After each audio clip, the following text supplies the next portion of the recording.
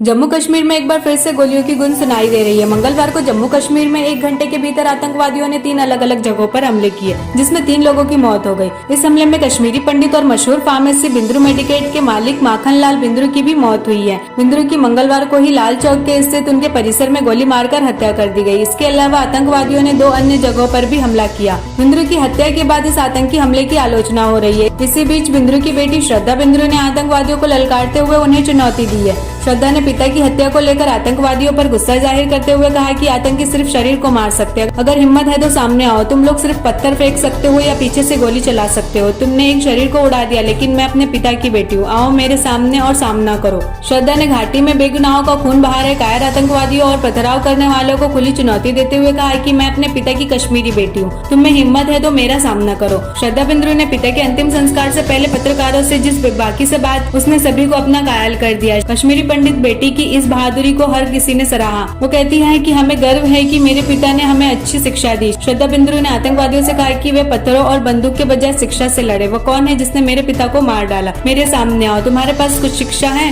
मेरे पिता ने मुझे शिक्षा दी। राजनेताओं ने आपको बंदूकें और पत्थर दिए। आप बंदूक और पत्थरों से लड़ना चाहते हैं। आपको ये समझना होगा कि आपका इस्तेमाल किया जा रहा है। अगर कश्मीर के लिए बेहतरी चाहते हो तो सामने आओ, शिक्षा से लड़ो। उन्होंने ये भी कहा कि मेरे पिता एक फाइटर थे। आतंकवादियों ने जिस बिंद्रू को मारा वह केवल शरीर था। मैं उसी बिंद्रू की बेटी हूँ। मैं यहाँ खड़ी हूँ। जिस किसी में हिम्मत है तो मेरे सामने आए और मुझसे बात करे, मैं उसका जवाब दूंगी। कश्मीरी पंडित समुदाय से बिंद्रू उन कुछ लोगों में शामिल थे जिन्होंने 1990 के दशक में जम्मू कश्मीर में आतंकवाद शुरू होने के बाद पलायन नहीं किया। वो अपनी पत्नी के साथ यहीं रहे और लगातार अपनी फार्मेसी बिंद्रू मेडिकेट को चलाते रहे। इसी तरह की न्यूज अपडेट के लिए सब्सक्राइब करें सुपरफास्ट शॉर्ट न्यूज।